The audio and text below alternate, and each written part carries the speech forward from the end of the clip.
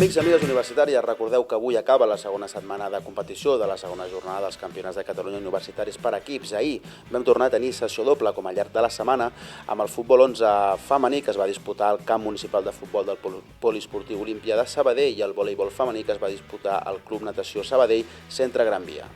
En futbol 11 femení s'havien de jugar un total de 7 partits, però finalment se'n van jugar només 5, ja que la Universitat Autònoma de Barcelona no es va presentar i d'aquesta manera va quedar descalificada.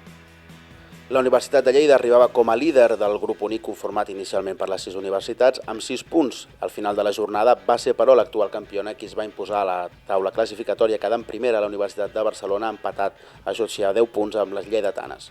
D'aquesta manera, les semifinals del proper dia 18 de febrer queden de la següent manera. La Universitat de Barcelona, com a primera classificada, s'enfrontarà a la quarta classificada d'aquest grup únic, en aquest cas contra la Ramon Llull.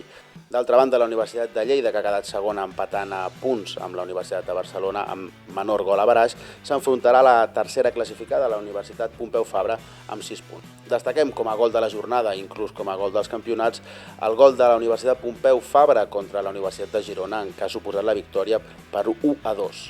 En voleibol femení també vam tenir baixes, s'havien de jugar un total de 9 partits i finalment se'n van jugar 5. Vam tenir 2 equips que no es van presentar i d'aquesta manera es van descalificar. Parlem al grup A de la Universitat de Vic, que no es va presentar, mentre que el grup B no es va presentar a la Universitat Politècnica de Catalunya. D'aquesta manera, les semifinals del proper dia 25 de febrer queden de la següent manera.